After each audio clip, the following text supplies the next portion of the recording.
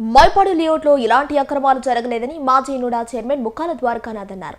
నెల్లూరులోని ఓ ప్రైవేట్ హోటల్లో ఆయన మీడియా సమావేశం ఏర్పాటు చేశారు.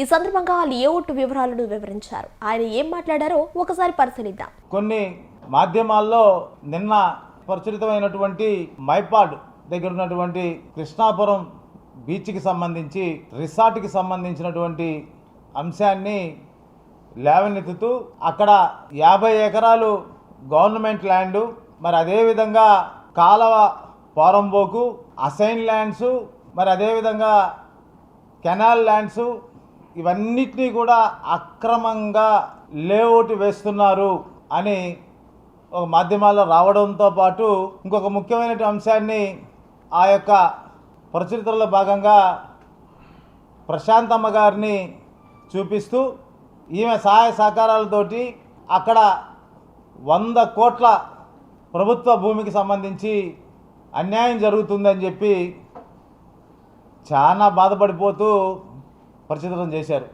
సంతోషం, నిజాలు తెలుసుకొని కానీ చేస్తుంటే అందరం కూడా దాన్ని అప్రిషియేట్ చేసి ఉండేవాళ్ళం. కానీ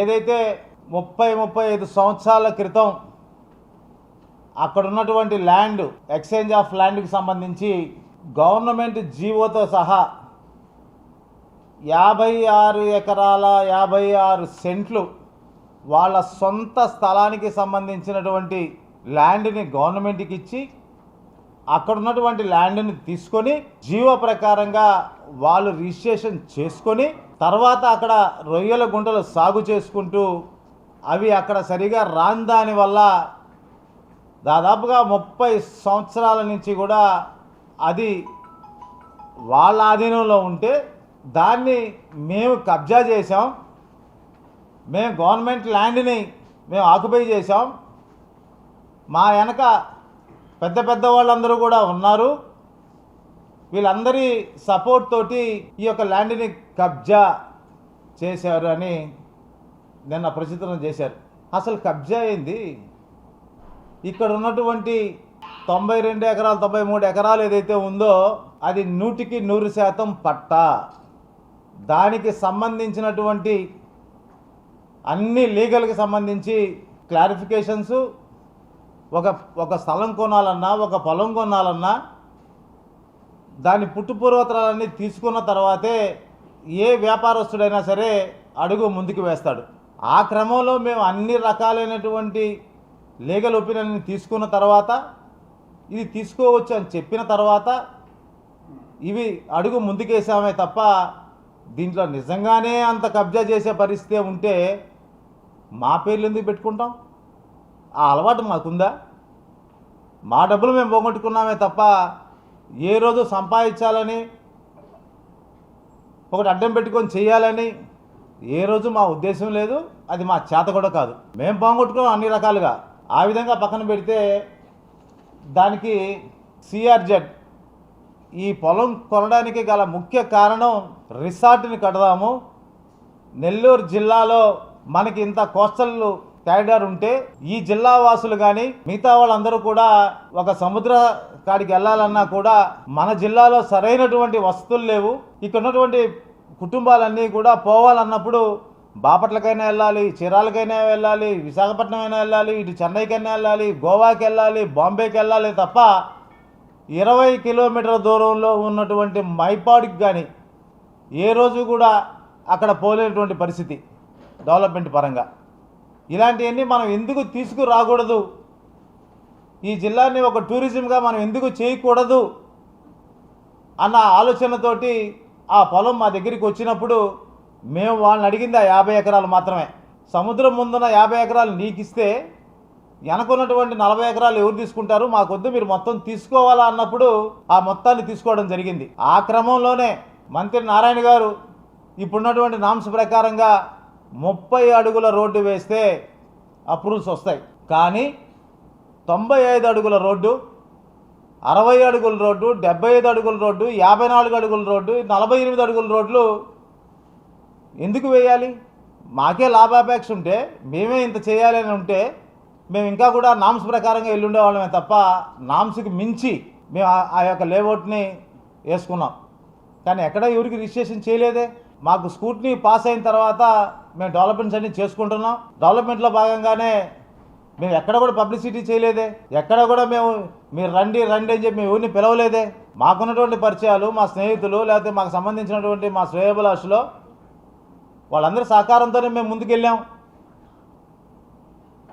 దీంట్లో ప్రశాంతమ్మ గారికి ఏం సంబంధం, రూప్ కుమార్ గారికి ఏం సంబంధం, కళ్యాణ్ రెడ్డి గారికి ఏం సంబంధం?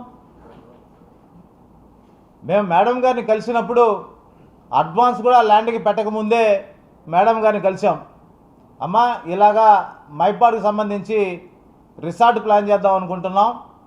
దాంట్లో ఒక 50 రూమ్లు, స్విమ్మింగ్ పూల్స్, అలాగే వాటికి సంబంధించినటువంటి స్పోర్ట్స్ యాక్టివిటీసు, క్రికెట్ గ్రౌండ్, ఒక మంచి కన్వెన్షన్ సెంటరు, పెళ్ళిళ్ళు చేసుకోవాలన్నా, ఉండాలన్నా, రావాలన్నా వీటన్నిటికీ పెడదాం అనుకుంటున్నాం మేడం.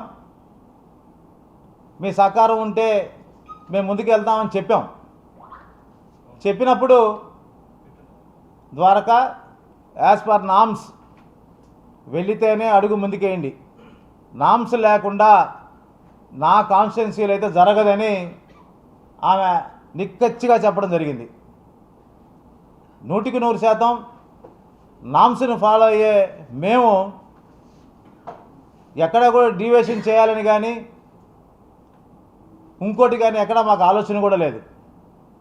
అందుకనే మేము వేసిందే 46 ఎకరాలు సంబంధించినటువంటి లేఅవుట్ వేసాం. మిగతా 46 చిల్లర ఎకరాలకు సంబంధించి రిసార్ట్కి ప్లాన్ చేసుకున్నాం. రిసార్ట్కి ప్లాన్ చేసినప్పుడు ఇది వ్యాపారాలకు సంబంధించి ఇది చాలా క్లిష్టమైనటువంటి పరిస్థితి. ఎందుకంటే కోస్టల్ రికగ్నిషన్ జోన్ CRZ ఉంటుంది. అది సెంట్రల్ మొత్తానికి భారతదేశంలో ఎక్కడ నదీ తీరం ఉన్నా వాళ్ళ పర్మిషన్ లేనిదే మనం అడుగు కూడా ముందుకు వేసేదానికి లేదు. హై టైడ్ లైన్ నుంచి 200 మీటర్లు నో డెవలపింగ్ జోన్. మీరు ఎక్కడ కన్స్ట్రక్షన్ చేసినా కూడా అది అక్కడ ఉంచనివ్వరు. 200 పైన 300 మీటర్ల లోపు 75% ఓపెన్ స్పేస్ ఉండాలి. 25% మాత్రమే కన్స్ట్రక్షన్ జరగాలి. అది కూడా G+1 మాత్రమే జరగాలి. అలాంటి నామ్స్లో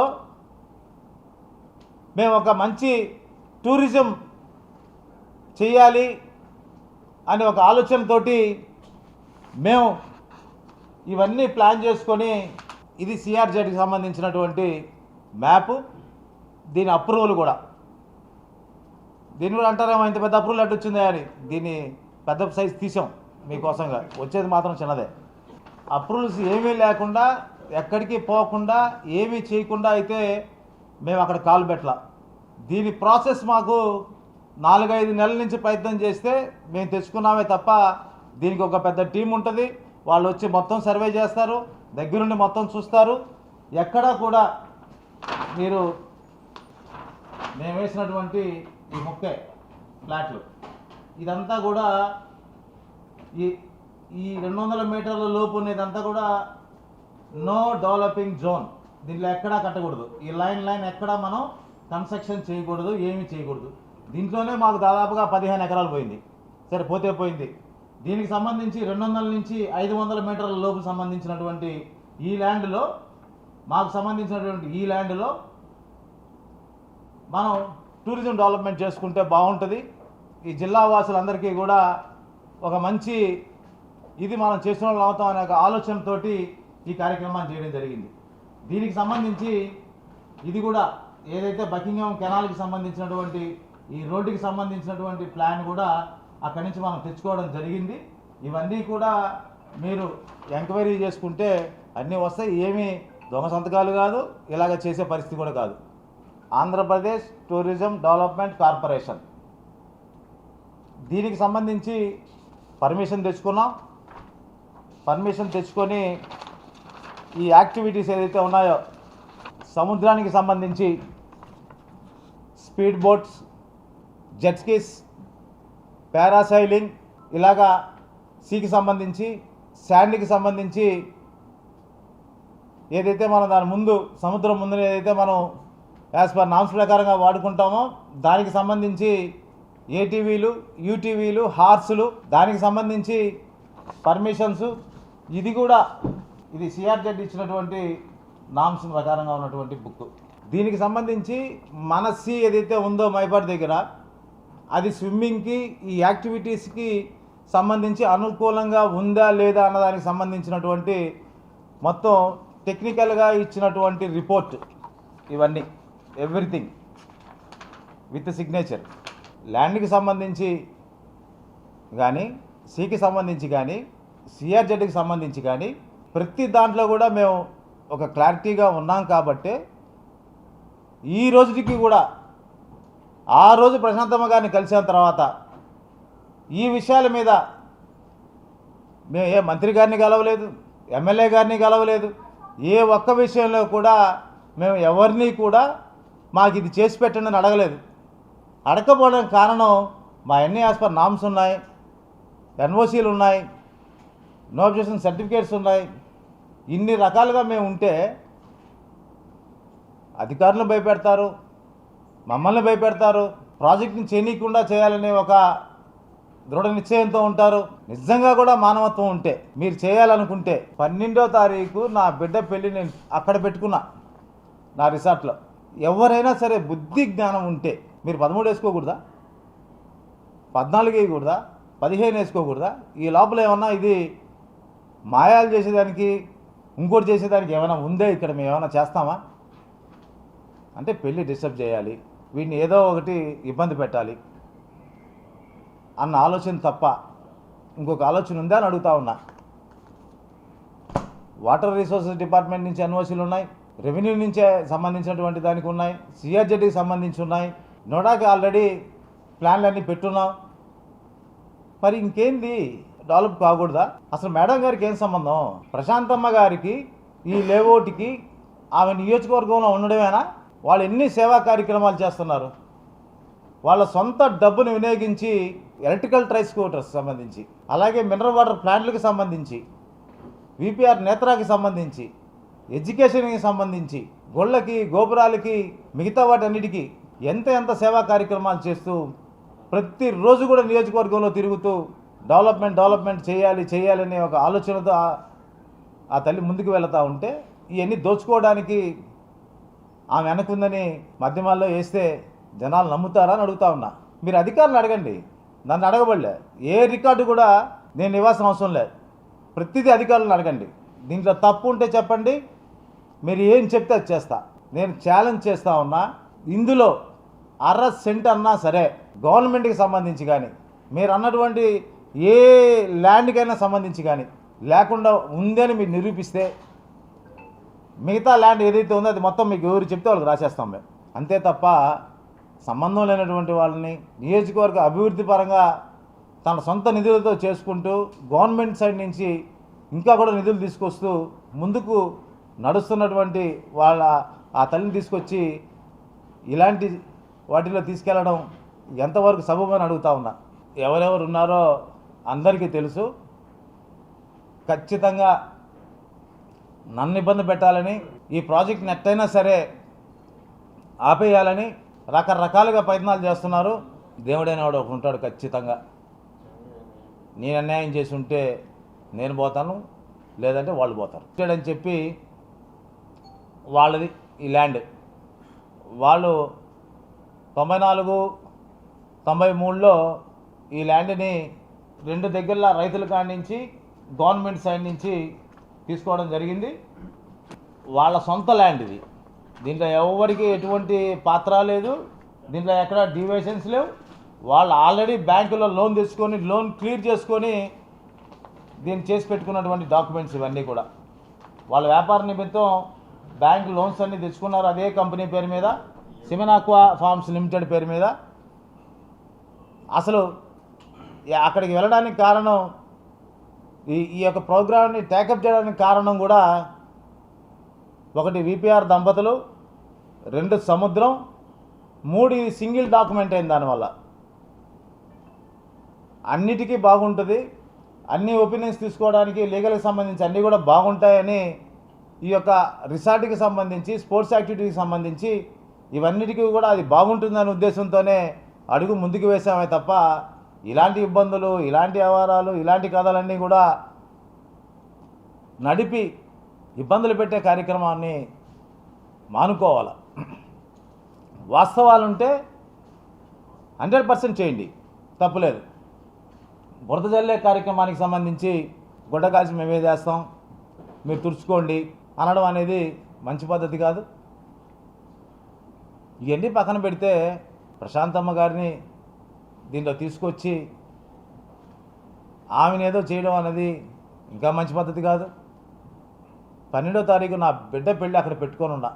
ఎవరైనా ఈ పని చేస్తారా? గుడ్డ కాల్చేది ఎప్పుడైనా చేయొచ్చుగా, కానీ ఇప్పుడే చేయాలి. ఇప్పుడు చేస్తేనే ఆ డిస్టర్బెన్స్ ఉంటుంది. ల్యాండ్కి సంబంధించి, వ్యాపారానికి సంబంధించి ఈరోజు మేము వ్యాపారంగానే మాట్లాడా, రాజకీయంగా నేను ఎక్కడ మాట్లాడాల్సిన అవసరం కూడా నాకు లేదు. నాకు కావాల్సింది నేను చేసుకుంటున్నటువంటి 2 సంవత్సరాల నుంచి వ్యాపారమే చేసుకుంటున్నాను. ఆ వ్యాపారానికి సంబంధించి వాళ్ళు ఏ కోణంలో ఆలోచించుకున్నారో అది నాకు అనవసరం. కాకపోతే దీంట్లో ఇటు ప్రశాంతమ్మ గారిని, మమ్మల్ని, కళ్యాణ్ రెడ్డి గారిని, రూప్ కుమార్ గారిని అందరినీ కలిపి వేయడం అన్నది మంచి పద్ధతి కాదు. వాస్తవాలు ఉంటే ఖచ్చితంగా ప్రచారం చేసుకోండి, వాస్తవాలు ఉంటే తీయండి, అధికారులను అడగండి. దీంట్లో తప్పు ఉందంటే ఆ తప్పుకి తగ్గ మిగతా ల్యాండ్ అంతా కూడా నేను రాసిచ్చేస్తా. తప్పు లేకపోతే పరిచితం చేసిన వాళ్ళందరి మీద కూడా నేను ఖచ్చితంగా కోర్టునైతే ఆశ్రయించడం గ్యారంటీ. దాంట్లో ఎక్కడా కూడా నేను వెనక్కి తగ్గాల్సిన అవసరం కూడా నాకు లేదు. అన్యాయం చేసినప్పుడు ఆ అన్యాయాన్ని ఎదుర్కోకపోవడం కూడా ఒక అసమర్థత అవుద్ది. కాబట్టి నేను నా రిసార్ట్కి సంబంధించి, నా డెవలప్మెంట్కి సంబంధించినటువంటి దాని మీద నిజాలు తెలుసుకోకుండా ఎవరైతే దాని మీద చేశారో నేను కోర్టుని ఆశ్రయిస్తున్నాను, వాళ్ళ మీద పరువు నష్టం దావా వేస్తున్నాను.